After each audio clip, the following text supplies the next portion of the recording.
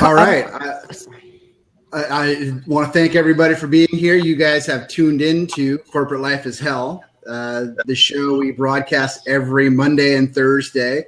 The title is a little bit irreverent, and here's what we mean by that. What we've discovered is that as soon as I hit record, my dogs like to go crazy.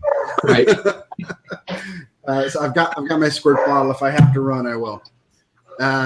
What we've discovered is most people who have spent enough time working in large corporate America have discovered that somewhere along the line it can be hell.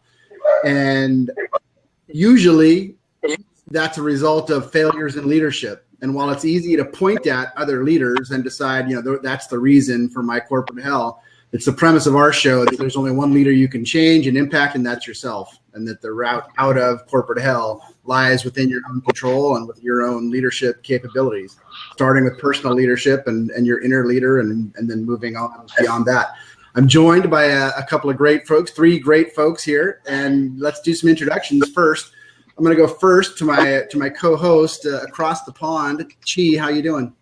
Hi, everyone. My name is Chi. So I worked for a big investment bank and left it last year.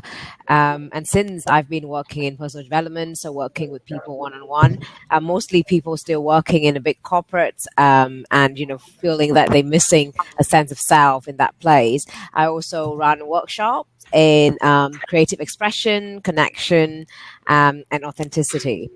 I was mentioning to Mike earlier that in the vein of thoughts of being the leader that changes your own experience of corporate life, I'm writing a little mini book about things I've learned in my last 13 months being away from it. Things I learned that I could have applied in my corporate job and felt happier as a person being in charge of my own life. It's with great pleasure that I join you today in this show. Yeah. Cool. It's good to have you here, Chi, as always.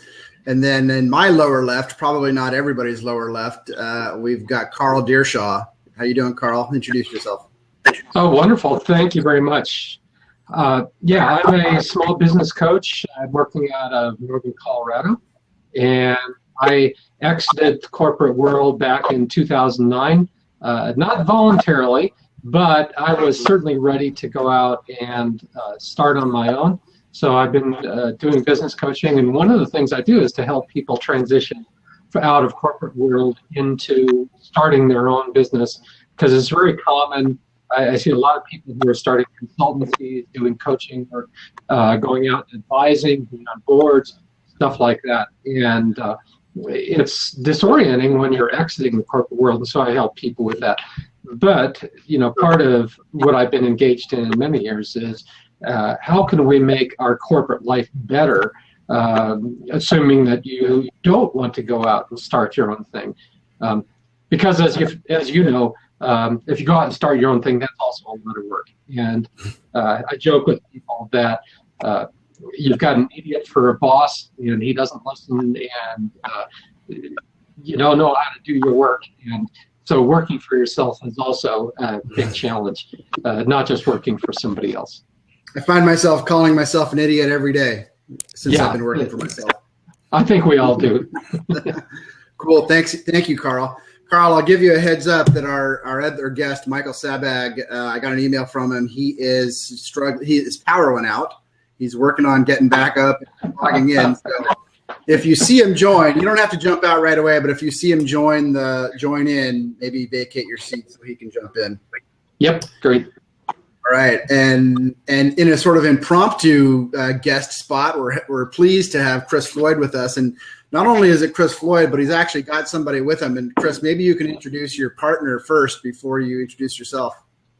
Yeah, I would love to. Hey, this is my little friend here. This is Turbo, my little chihuahua. Say hello to my little friend. Yes, where'd you go? There you are. Good morning. Turbo, say hello. So Turbo is kind of the impetus for a startup that I did a long time ago that is called Rescue Pilots.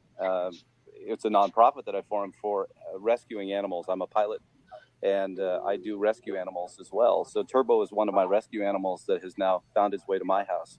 And it's kind of one of those loves, those passions that you have as an entrepreneur. You find those things that interest you most. And as it turns out, animal rescue turned out to be close to my heart. And Turbo is the result of that. Now, I'm really curious about that. So you use private aviation to go and rescue dogs from precarious situations? What's the connection to aviation? Right. So I travel for business exclusively up and down the West Coast. And in doing so, I was flying over cities that I found had a tremendous population of rescued animals. And I got in touch with a group, an organization that called Pilots and Paws. And they said, hey, if you're going to fly over those cities or maybe along the way your destination had a pickup or a drop off, could you drop it off or pick up a dog? So I ended up doing that. And then found out that the passion that I'd had for animals all along, I could convert into taking them along with me or picking them up along the way.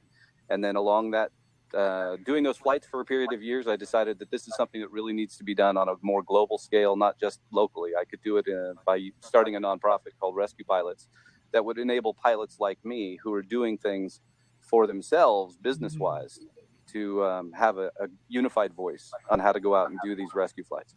I love it. I love it. That's powerful work you're doing out there in the world, Chris. Yeah, it is fun. I found the passion there, and that's what it's all about, right? We got to find a passion that we love and do it. Yeah, speaking of passion, I know you've also founded a company, and I would love to hear about your role there. What's your role there, and what's your company? So years ago, in the back, Mike, when you and I knew each other more closely back in the 80s, we were in high school, and all the way back to grade school together. Don't say 80s out loud to these people. Yeah, okay. So there were a few years ago. Yeah. After high school, I went into law enforcement as a career, but I found it less rewarding than I had thought. But during a period of time I was in law enforcement, I was also a software programmer, and I wrote some software and ultimately spun that into my own company. Now, at the time, I had the luxury of living in the Silicon Valley, where software startups were an everyday thing, and I was able to grow the company pretty quickly. And as I did that, I realized I hated the Silicon Valley. I hated living in the hustle and bustle of the San Jose, San Francisco Bay Area. So I moved a couple hours away up to the foothills of Amador County, which is up near Lake Tahoe in the mountains. And the whole pace of life changed. The blood pressure went down. And this company, I found a niche that I don't know necessarily would have existed had I stayed in the San Francisco Bay Area, and that is you get loyalty from people who actually love going to work every day. And that is it may be a tribute to the owners and the business heads, or it may be just a tribute to the fact that you're not in the hustle and bustle of corporate America, living in the San Francisco Bay Area or in other big cities where that personality type likes that type of stress level. But as soon as I got up here, I found that the business actually exploded because people up here in this area didn't have the opportunities for those types of careers. Normally they're down in the Silicon Valley. Mm-hmm. And when you take business to a new place and you try to expand that business, sometimes you get unintended results. And that was my case. I found the most loyal group of employees who were willing to be anything they wanted to be and anything I wanted them to be, as long as we worked that path together. And so they taught me as much as I taught them. And along the way, we all learned from the trials and errors of being a business owner and an entrepreneur. And we found some great things that really, really helped set us apart from the competition in our space and helped our company grow over the years. Yeah. Well, it is a beautiful part of the country that you're in. And I know Carl makes the comment over in the chat. The neat thing is that startups can happen anywhere, and it is about getting the right people. I suppose the challenge is that possible in a large, as the company gets larger and even in a larger environment?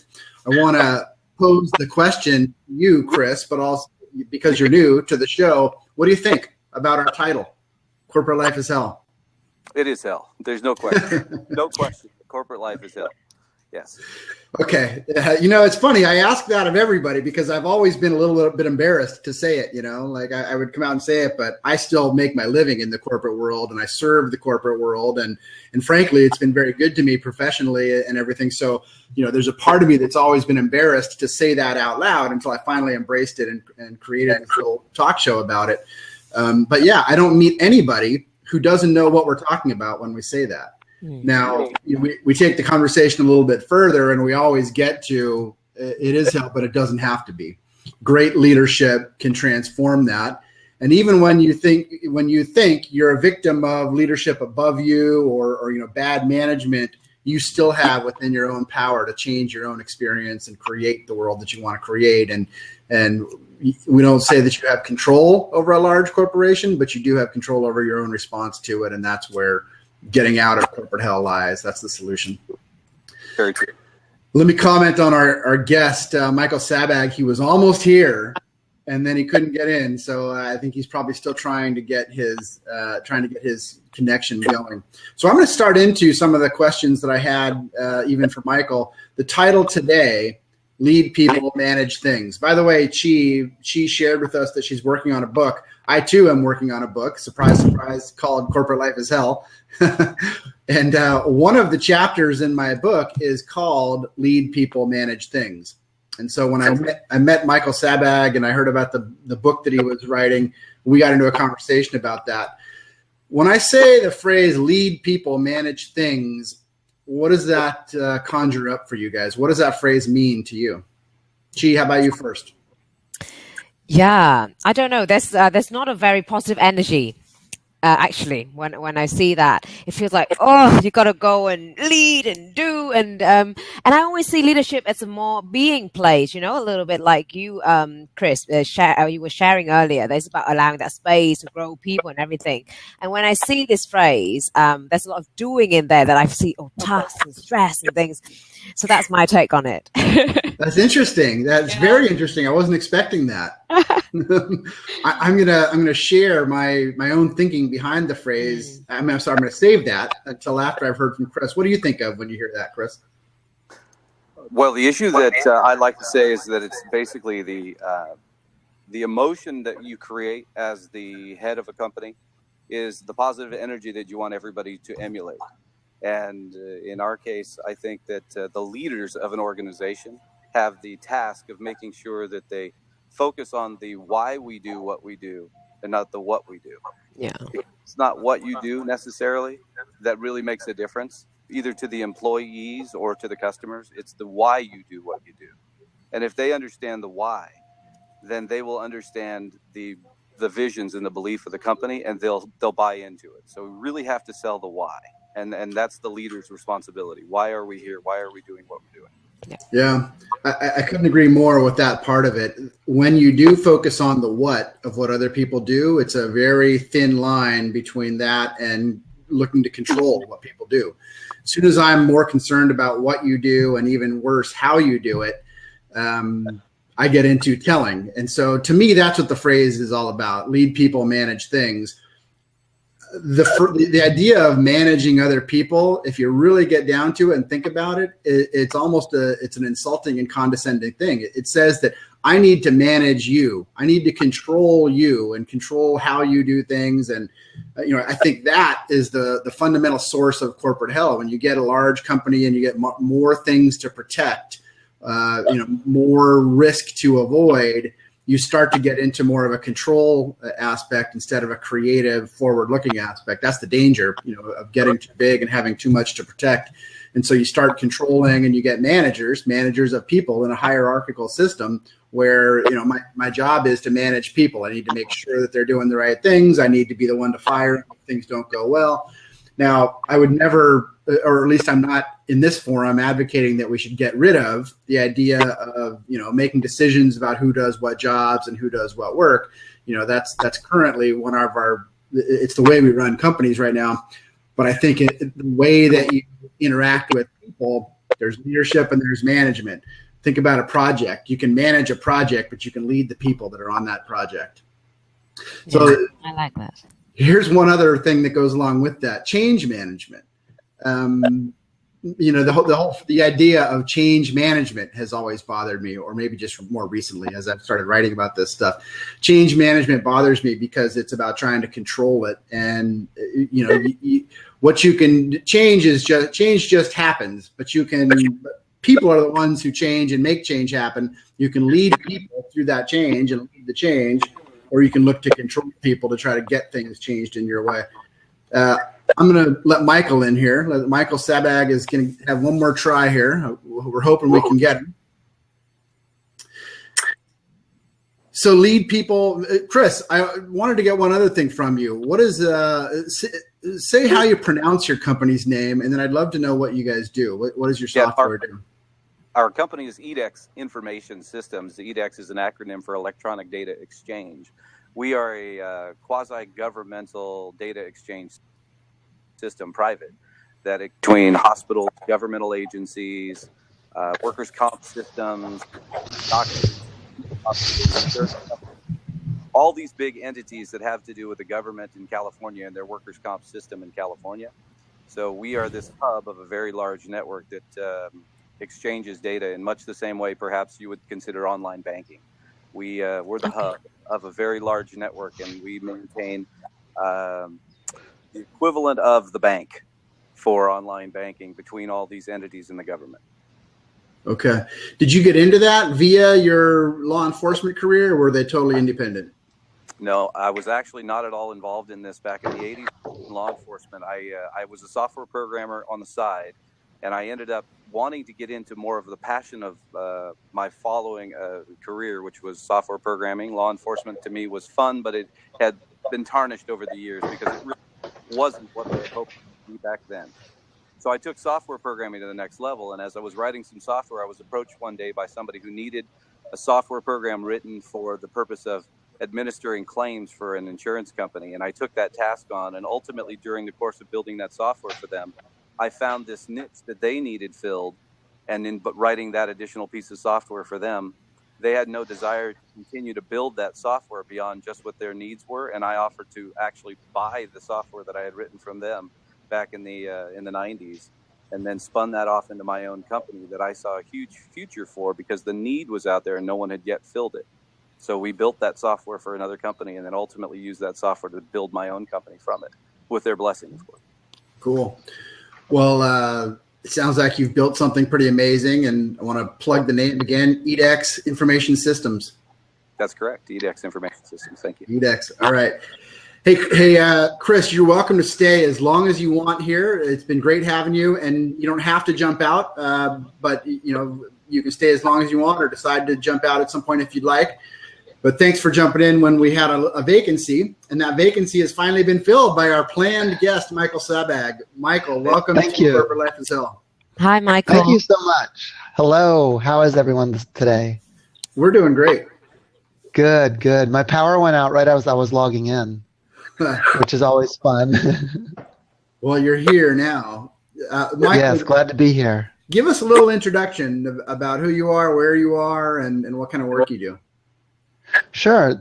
I've really devoted my career to working with people in the workplace and trying to make life better for them.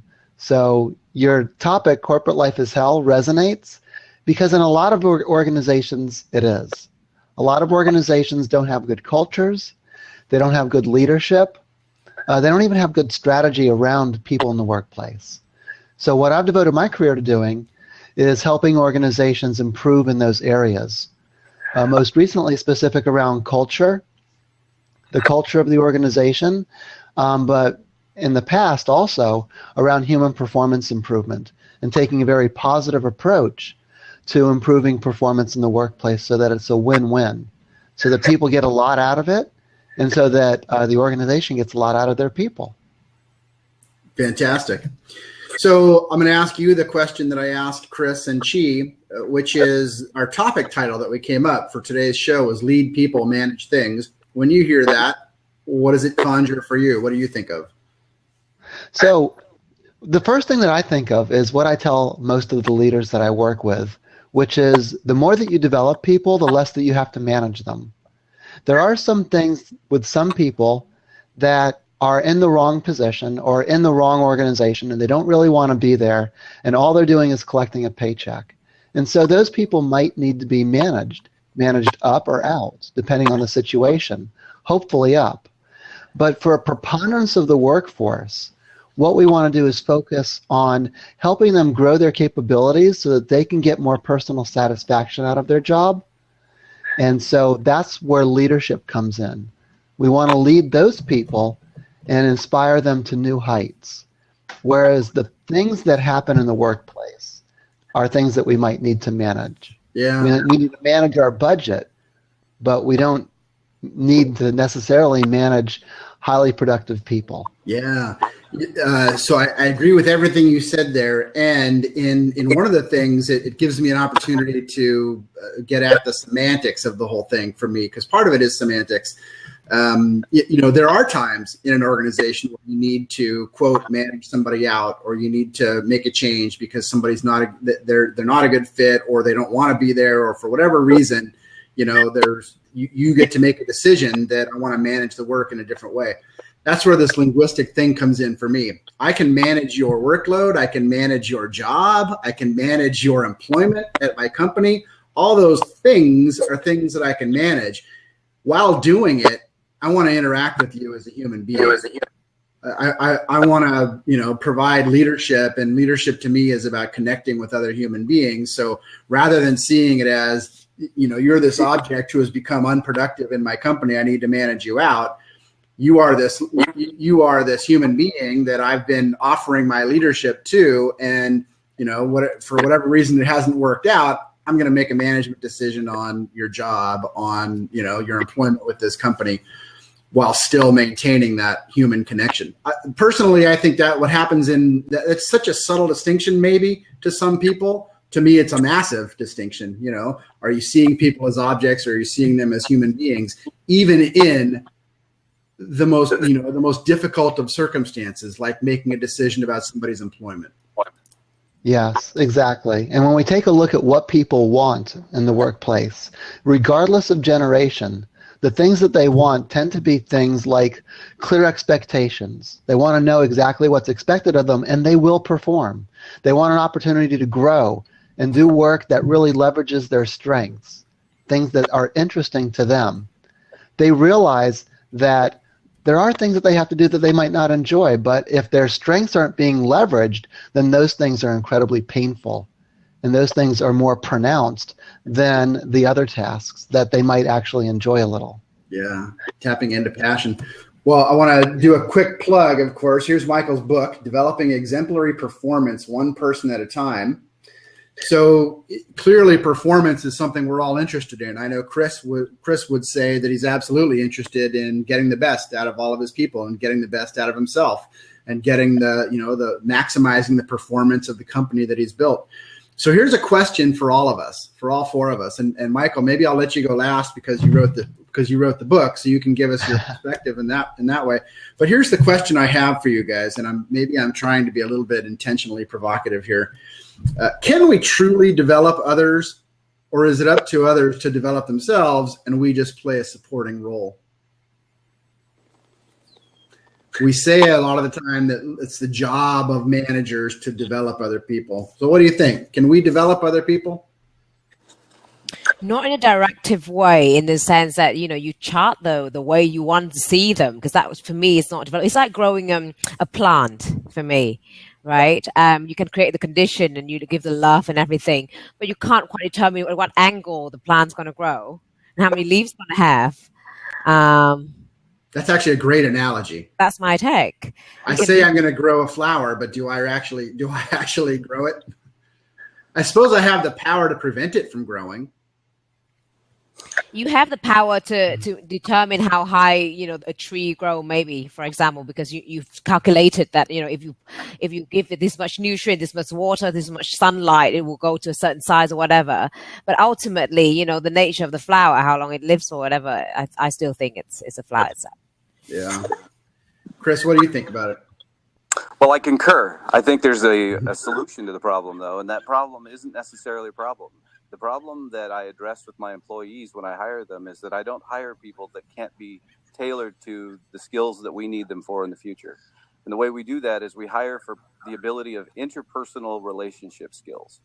I don't necessarily care about what they have hanging on their wall. I don't care where they went to school or what they grew up. I don't care anything about that. Now, granted, for certain professions, you need that. You wouldn't want a doctor that maybe didn't graduate from college. But for many of the entrepreneurs that are out there, they hire for the wrong things. They hire for the person who can get the job done that they're hiring for, instead of that person's personality. So in the example that you gave about a tree or a plant or a bush, if you need a bush, you don't plant a tree. And if you need a tree, you don't plant a flower. So what we do in hiring is we look at people at the pre-interview stage to make sure that we hire for their personality using a series of inventories long before we ever hire them. And we can tell if their personality is such that they want to be left alone in a corner to do a very repetitive and mundane task, and that's their happy place. Or if they need to be out in the world selling products, because that's their happy place. And you certainly wouldn't want to put somebody who's a salesman in a corner, or somebody who wants to be in a corner out selling products. And as long as you hire for the right personality, you will be able to build teams effectively. You will be able to use the strengths that each person has, and your managers will not have to manage those people, because they'll feel like they're coming to work, but they're not having to work. They're just being themselves. And that personality is so important to hire for, and I see so little of that in the workplace. Yeah. And I'll add a piece to that, which is the way you find out what it is that they're meant to do is you got to ask. You know, it's the difference between, in the end, I do make decisions about who I hire and where I hire them, but I got to go out and ask people, what floats your boat? What motivates you? Who are you? I actually have to get to know people to really understand where are they going to be the best fit? Where can I help them be there, fulfill their full potential? And I have to learn that from them. Thanks, Chris. All right, Michael, you wrote the book. What do you think about this question? So a lot swirling through my mind. First, I agree with everything that's said. I think that we need to create the conditions as leaders so that people can want to grow their strengths. But then I think it's also the responsibility of the individual to seek out ways to grow their strengths. So it's really a joint responsibility and a joint relationship that makes it work. We definitely have to get the right people on board. Chris had a great point in terms of hiring for cultural fit as opposed for the ability to do the tasks that are required. Anyone can have the technical skill. We can find 100 candidates to be software engineers that have the technical skill to do that. But will they all fit within our organization? And are they the type of people that we want working with us? That's really step number one. Once they get on board, then it's having those deep conversations with them about what their strengths are, what their interests are, what type of work they want to do. As leaders, we can go a step further and challenge them to do additional things. And a lot of people find those types of challenging situations stressful, but also very rewarding because they learn so much in those types of situations. One of the techniques I use in working with organizations is called action learning. And in action learning, you get a group of leaders together, and they're charged with solving a previously unsolvable business problem. And they report to a stakeholder, which is usually like the CEO. And they come together, and they have to solve this problem. And what they don't realize is that along this path, they're learning an incredible amount. The action learning coach is helping them learn. They're learning from each other. They're learning how to work together as a team. They're learning how to solve organizational problems that it might be, in a lot of situations, very complex. But it comes down to the individual. Do they intrinsically want to learn and grow or not? Yeah. And then as leaders, we need to provide that environment. We need to really help them determine what the right path is based upon what's going on right now, what factor is most impacting their performance. Yeah. Well, we got to water the plant. We got to not block the sunlight from getting in there. We absolutely play an enormous role. As human beings, we play an enormous role in helping each other grow and develop. Yeah. I guess is the way I would put it. Carl's got a comment here, which is, it's great to talk about what our leaders, i.e. bosses, need to do, but that can just get us into complaining about what our bosses should be doing better. But I've found that we can initiate the leadership conversations we wish our boss would start. Yeah, that's the theme of our show, is that we have that power within us.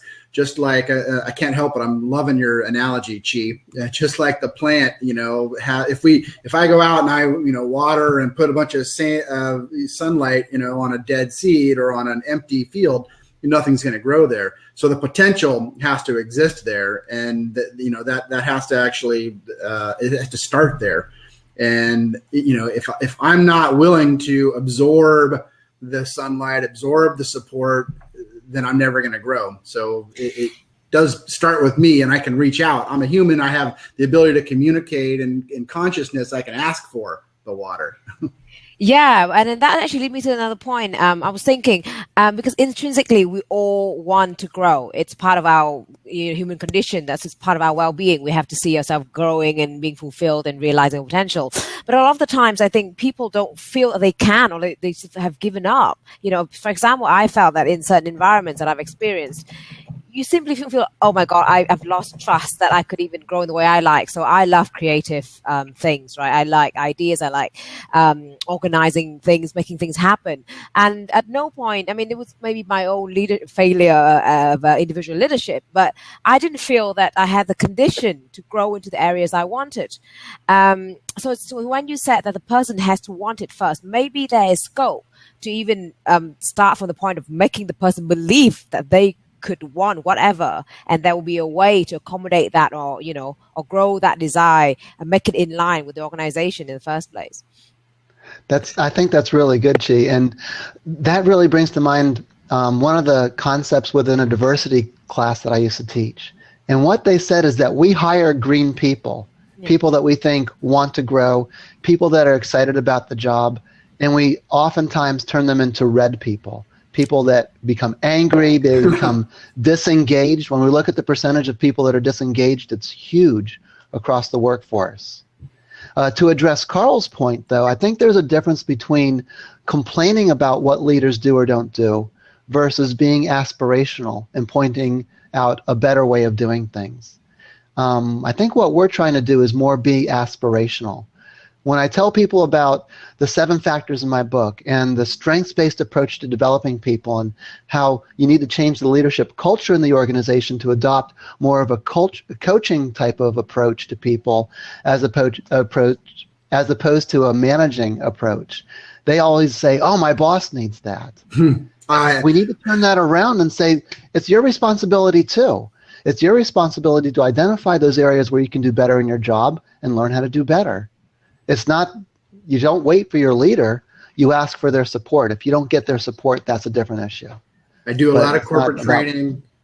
I do a lot of corporate training, a lot of one-on-one executive coaching, and if I had a nickel for every time I heard that phrase, oh, you know who needs this is my boss, I'd be a rich man. It's true. That's the premise of our show. Again, it's easier to point the finger. We think somebody else needs to do something different when in reality that may be true, and yet the only thing we can do, the only impact we can have is by changing ourselves, changing our response, changing our own course of action, and having a different impact on the world around us. So, Michael, I want to give you a chance to educate us on your book. I thought I would ask you if you could briefly tell us what are the 7 factors in your book. I think that's the heart of your book, are the 7 factors that determine performance. Maybe you can educate us briefly on what those are. Sure. So the process that a leader would go through is a strengths-based process where first they want to identify everything that a person does, and of the things they do, what are their strengths? And I define a strength in that context as being something they consistently do at or above standard. And then I differ from other thought leaders in this area in terms of saying people have strengths and people have weaknesses. I think there's a different degree of a strength. So I've labeled strengths that are already at that best-in-class level as exemplary strengths. And strengths that are not yet there are what I call expandable strengths. So when we take a look at the expandable strengths, there's 7 factors that drive performance, and 1 or more of those factors will be a cause for that strength not yet being at that exemplary level. So the first thing that it doesn't matter what order we go in, because which factor you focus on is dependent upon the situation that you're addressing. I love the fact that there's a couple dogs on the show. This is awesome. I locked mine up. That was a mistake. I should have just let them on the camera with me. You keep going there. I'm going to be right back.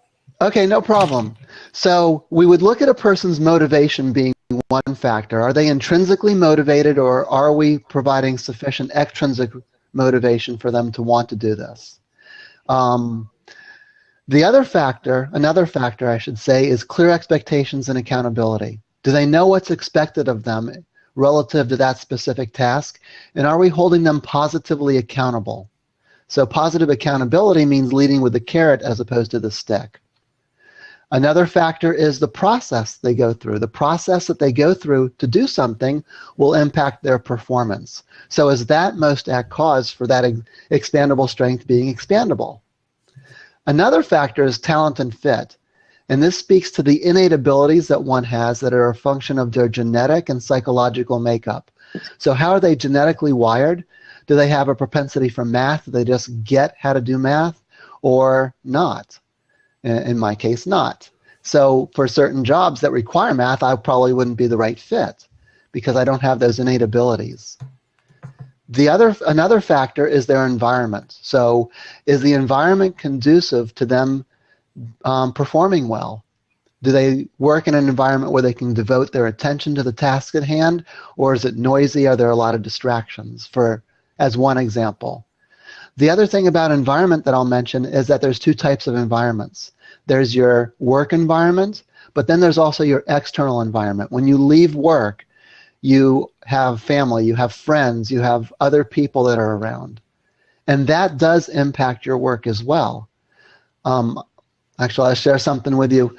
A while back, my dad was diagnosed with lung cancer. And receiving that news and going through the 14 months that he went through chemo and tried to fight it, I know that I was distracted at work. That has nothing to do with the workplace, but that was a factor that impacted my performance. And since my leader knew about that, then they could provide support to help me through that type of a situation. So the environment plays a huge role in a person's performance. Mm-hmm. Another factor that impacts performance are the tools and resources that they have. So do they have the right tools, meaning a computer that doesn't crash, power that doesn't go out when you're logging in to an awesome radio show? Things like that. The other part of that is resources. Do they have the time to devote sufficiently to the tasks so that they can get them done at that exemplary level or not? And then the final factor is skill and knowledge. Do they know how to do it, and can they apply that knowledge to that skill, to demonstrate that skill? Yeah. I think I was out of the room getting my dog when you must have talked about motivation. That was one of the factors? Yes, that was the first factor I talked about. Okay. It talks about, are they intrinsically motivated? Do they want to do that specific task, and do they want to grow in that task? Yeah. Or are we providing sufficient extrinsic motivation? When we think of wellness in the workplace, that's mostly extrinsically rewarded now. They get points for doing healthy types of things like jogging or getting a certain count on their Fitbit for a number of steps that they take each day. We might have contests around that. Those are all external. But if we talk to an individual and one of their personal goals is just to feel more energy and feel better, and one of the paths to get there is by walking for an hour each day, that's intrinsic. That's something they want to do to meet a personal desire that they have. Yeah. Here's what I notice about the 7 factors. A good portion of them, maybe even over half of them, are within the control of managers in a company. So right. To this whole question of, is it my job to develop other people, or do people develop themselves? I asked it to be provocative in the beginning because I firmly believe it's both. In fact, it reminds me of a LinkedIn post I saw once in a group that I was a part of, and it had an enormous number of responses to it. Everybody was arguing. The question posed was, is employee engagement the responsibility of the employee or the company? I thought, what a ridiculous question to ask. It's a mutual responsibility, and so yeah, that's the theme coming out here for me, is that, and Chris knows this. He knows it very well because it's what he said when he joined the show. It's absolutely the responsibility of leaders when they create a company and when they're creating something in the world and when they're inviting people into that world to be a part of it, to create the conditions for growth. And to not destroy the conditions for growth. If you want to plant a garden, you don't black out the sunlight. And so if you're gonna grow a company, you don't block out those things that you just went through that people need. You have power over those things within a company. Mike, it's interesting that you bring that up, because I've found that most things in life are not either or. They're polarities to be managed. So the degree of responsibility that a leader has to develop people and the degree of responsibility that the individual has to really seek out development opportunities, to follow through on development plans, and to try to grow their own strengths. It's a polarity. That at certain times one will be higher than the other. Mm-hmm. At other times, the other one will be higher. So Carl asks a good question. Oh, go ahead, Chi. I was just asking because I was looking through the 7 factors, and I wonder where you would put like relationship with others. Because I where would you put that? Because for me, I think that's quite an important thing about performance management, how you get on with other people, and whether there's a real bonding or in any sense with others. It's interesting that you say that, Chai, because that factor comes up in the environment a lot. When we have environments that are very social, people tend to form friendships, form relationships at work. It also comes up in kind of overarching issues like communication. When we take a look at an organization's culture, that's one of the elements that we look at to determine what that culture is all about. How do people communicate? Is it always top-down communication? Do I, as an employee, an individual contributor, have the ability to go to my boss and say, you know what, you're wrong. I think this is the path, and this is my business case for why, and make a respectful argument for that. So how do they communicate? There's a lot of overarching factors that impact performance as well that overlap through those 7 factors. Mm-hmm. The 7 factors model can be used in a variety of contexts. I saw that Carl had a question about developing your own intrinsic motivation. You can use this model to develop your own performance. I don't think that motivation is something that you either develop or don't develop. I think you identify your motivators as opposed to develop motivators. As you try more things, it might surprise you that what is actually motivating to you and what's not. For example, I was part of I led an enterprise team where we had to track the return on investment for training initiatives. And I thought, oh my God, this stinks. I don't really want to do this type of work. But as I got more and more into it and I saw the impact that we were having and communicating that impact to leaders, I got more excited about the project. And so really the measurement and the analytics around human capital became one of my many passions. So how do you develop intrinsic motivation in other people? I think you're looking at it the wrong way. I don't think we develop it. We identify it. Mm-hmm. We identify what their strengths are, and that will reveal a lot of what really intrinsically motivates them. Yeah. The other thing we can do is ask. And once we develop that type of a relationship with people where we can ask the question and we listen and we know who they are as people, then we'll know what their passions are. Yeah, I mean, that's certainly what I had in mind, as a coach. The idea of motivating someone else, well, what you can do is tap into their existing motivation. It's in there somewhere. You got to stir it up. And the only way I know how to do that is to ask people questions. Yeah. And at this point, I want to honor what Chris said about managing his not managing, but knowing what his people want beyond the company, and even facilitating them getting out of here and into their passion. Because what if the intrinsic motivation is not something that's in line with where this company is going, right? I know a particular case where this girl had a side project and she no longer wanted to be in the charity she was working for. And her manager actually said, so obviously you are on this project with our charity, but in the next 14 months, you clearly want to transition out. How can we help you? And that's the next stage. How can I put you in touch with the CEO so, you can do more work or get his support to transition out into a position where you run your own company? And this is a real case. I know this girl very well because I'm working on that side project with her. And it's incredible to see people like that, knowing that, identifying the intrinsic motivation of the employee and knowing it doesn't lie in this work. So there's no, it's not a question of developing the person and tapping into it for it to grow in this environment. It's being courageous enough to say, good. So then we have you for another 14 months. How can we help you to develop beyond that when you go and run your own thing? Yeah. It's interesting because also when we get to know people, we know if they're running from something or towards something. Yeah. So are they running? Do I work as a software engineer, but I really want to be a nurse because that's my passion? Or do I think, well, maybe I'll become a nurse because I hate being a software engineer because my boss is terrible.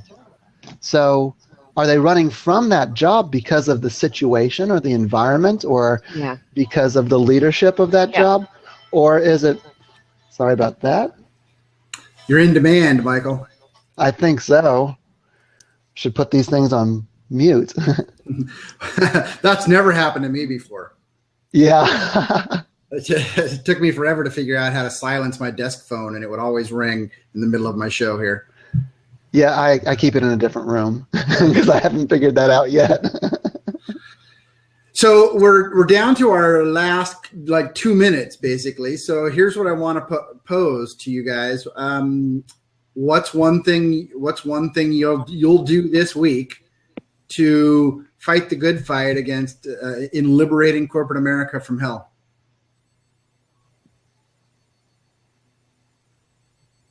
Are you asking us or all three of you, all four of us? What's the one of the things I'm working on is helping organizations proactively identify what their culture is and then strategically develop what their culture should be in a positive way. Most organizations fall into their culture by default because of the cult of personality of the CEO that started the company, or for one reason or another, it's just evolved over time to be what it is. And they haven't really thought about their culture and strategically designed it to be what would be most effective. People's preferences for what they experience in the workplace are changing dramatically and have been for a number of years. Mm-hmm. So helping organizations to identify where are we now and where do we need to go and how do we get there? What's the path we can take over the next few years to get us closer to that ideal state? That's what I'm working on now. Chris and Chi, what's one thing you're going to do? Fight the good fight. Chi? I'm having one of my workshops on expression, which I mentioned to you before, this coming Friday. And it's really about empowering the individuals to have their voice and stand up and be their own leader, but in a creative way. So that is my my contribution to the course.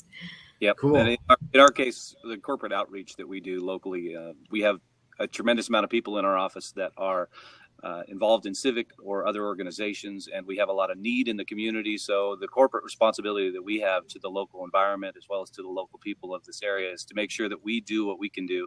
And by engaging my staff in ways that they want to engage the community, I allow them the freedom and flexibility to take them off if necessary, or take them off if necessary, to go out and to do outreach into the community, working in their kids' schools or doing fire disaster relief or other things, because giving them that freedom, even if it's just for a small portion of a day or one day, creates so much momentum and energy behind those employees. When they come back in, they feel people and not looking at its people as assets that are just people. They are that. So that's what right. That's beautiful. It's the most powerful way I know to tap into people's motivation is help them have the opportunity to make a difference in other people's lives. Yeah, beautiful. By the way, you touched on something there, which I think is the title of a future show. It's not a title of one of the chapters in my book yet, although it's something I've written blog posts about, which is that people are not your most important asset. In fact, they're not your asset at all. When you think about your people as something that you own, then that gets into the whole idea of, that I'm fighting against here. So people are not your most important asset. People are who you are. And therefore they are the most important element. How you treat people is most important. Here's the one thing I'm going to do. I've stalled a little bit on writing my book. I've been trying to write it for over a year and a half now, and I stalled for the last few months. And this morning, it's interesting, Chi, this morning I had a realization, which was this doesn't have to be, I'm trying to say too much. My message is way too convoluted. I got to simplify this. And so I realized this is a little mini book. This is a small book. And then, of course, you came on and that's what you said, Chi. So that's that's what I'm doing this week. Is I'm going to go get back in front of the keyboard and start writing the book, and I will. Yes. I will publish it before the end of 2015 because I had set that goal. So that's partly what started weighing on me. Is that am I going to miss this goal, or am I going to find a way to actually write this thing and get what I want out there? Mike, I'm going to publish it before my birthday as well. I'm turning 30 on the 21st of December this year, and I want that to be. Yeah, I only conceived this idea 2 weeks ago, but I was determined to do it by the 30th birthday. So yeah, you and me both going for the end of the year. Yay! You are such a kid, G. In the nicest way. I turned 30 last month, and I'm ahead of you a little bit. Hey, Chi, I want to thank you for joining me as the co-host. Chris Floyd, fantastic to have you joining on the show today. That was a nice surprise. And Michael Sabag, our special guest, author of Developing Exemplary Performance One Person at a Time. Michael, thank you for joining. Thank everybody for watching who watched. We broadcast the first and third Wednesday of every month at 12 noon Eastern time. So tell your friends and please do join us. We've got some good guests coming up. Thank you. Thank you, guys. Thank you. See you soon. Thank you, Chris. It was amazing having you on the show. Thank you, Michael. So much. I enjoyed being here. Thank you. Bye. Bye, everyone.